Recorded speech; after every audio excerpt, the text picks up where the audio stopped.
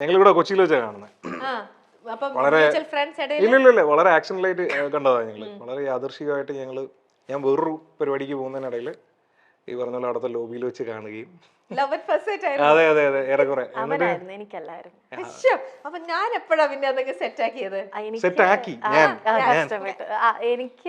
എനിക്ക് ആദ്യത്തെ ഭയങ്കര ബുദ്ധിമുട്ടായിരുന്നു. ലൈക്ക് ഇങ്ങനെ സ്റ്റെയർ ചെയ്ത് നോക്കാതെ ഭയങ്കര ബുദ്ധിമുട്ടായിരുന്നു.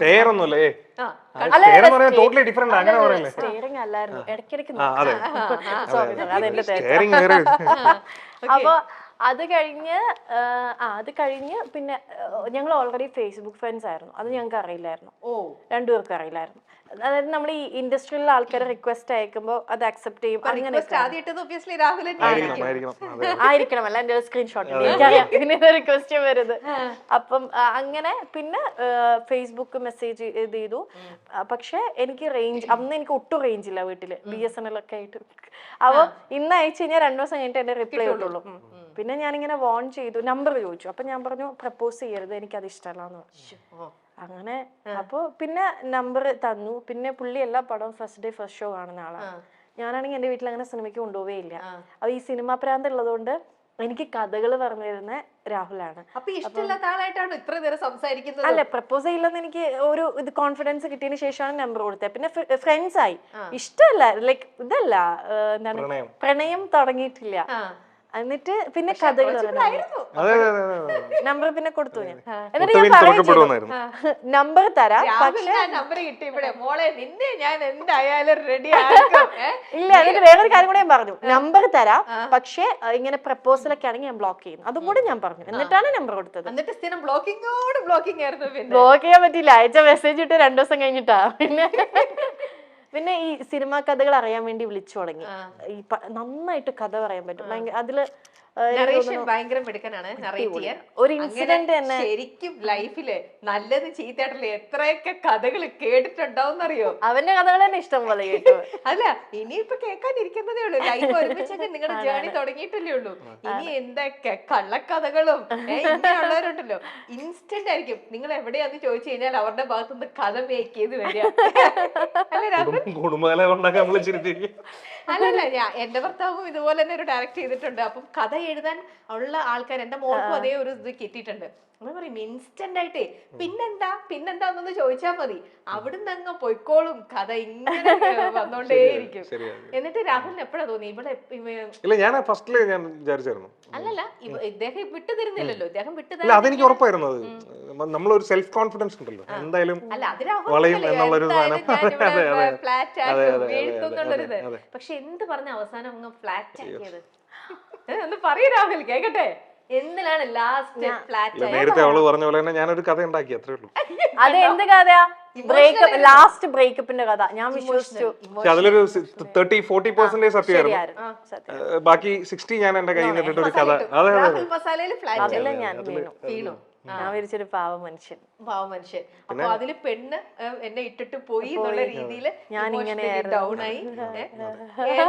സഹായിക്കൂ, എന്നെ മാനസികമായി സഹായിക്കൂ, സപ്പോർട്ട് ചെയ്യൂ, എന്നെ സപ്പോർട്ട്. അയ്യോ, ആണോ? എങ്ങനെ വിളിക്കണേ? നന്ദൂന്ന്. ആണോ?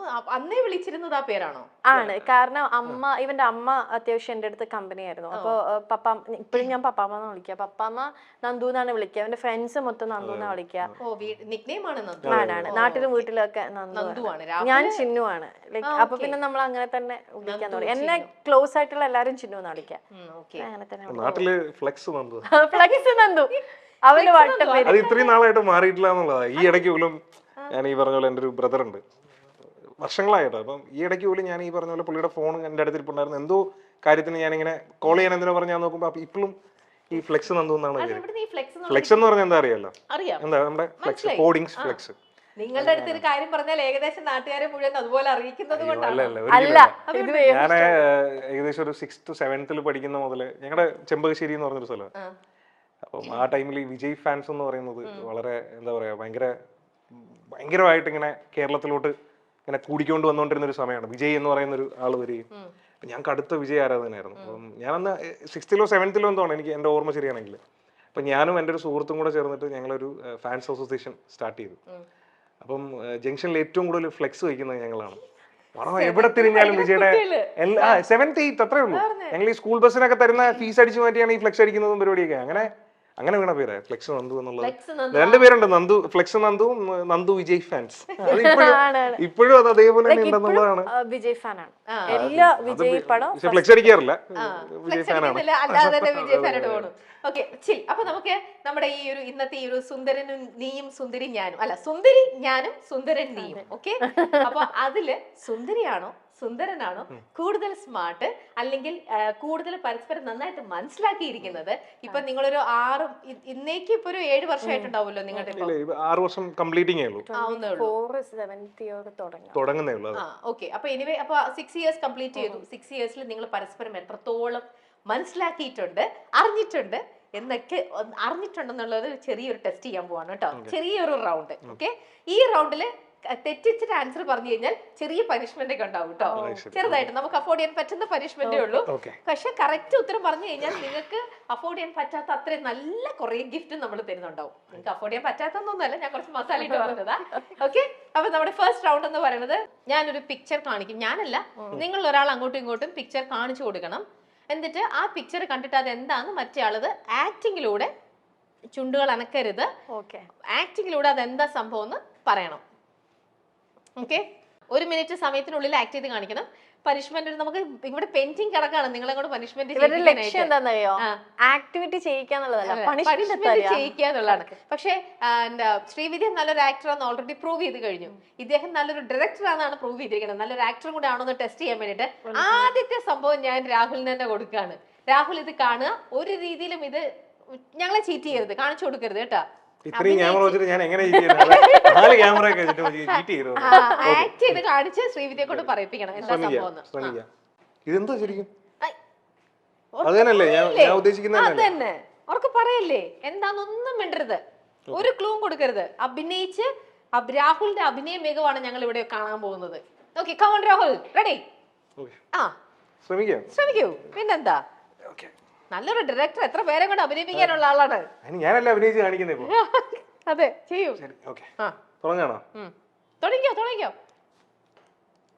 തിന്ന സാധനം എന്ത് പെട്ടെന്ന്, അയ്യോ ഇങ്ങനെ ഒഴുകി നിൽക്കും. അങ്ങനെ ഒഴുകുന്ന ഒരു സാധനം. പാനീയമാണോ? പാടുന്നതാണോ? പാടുന്നത്, ഒഴുകിയ.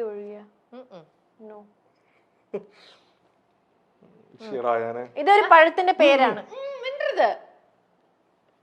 എന്ത് പെട്ടെന്ന് ആ ഷേപ്പിൽ നിൽക്കുന്ന ഒനിയനാണോ?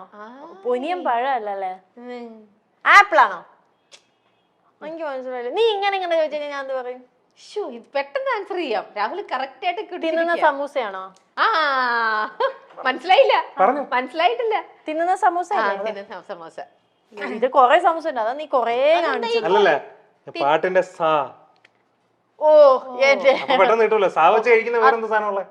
സാരി കാണിച്ചൂടെ? കഴിക്കുന്നല്ലോ, അക്ഷരം വെച്ച് പിടിക്കണം. സ്പ്ലിറ്റ് ചെയ്യാണെന്ന് കേട്ടോ അർത്ഥം. രാഹുൽ അത്യാവശ്യം കുഴപ്പമില്ലാണ്ട് അത് ചെയ്യിപ്പിച്ചിട്ടുണ്ട്. ഞാൻ കണ്ടു മാറ്റി വെച്ചു. മനസ്സിലായി, എങ്ങനെയാണെങ്കിലും മനസ്സിലാവും. ഓക്കെ, ഇത് പറഞ്ഞില്ലെങ്കിൽ ഇവിടെ നമ്മളിപ്പോ ഇറക്കി വിടും. മിണ്ടരുത്, മിണ്ടാൻ പറ്റില്ല.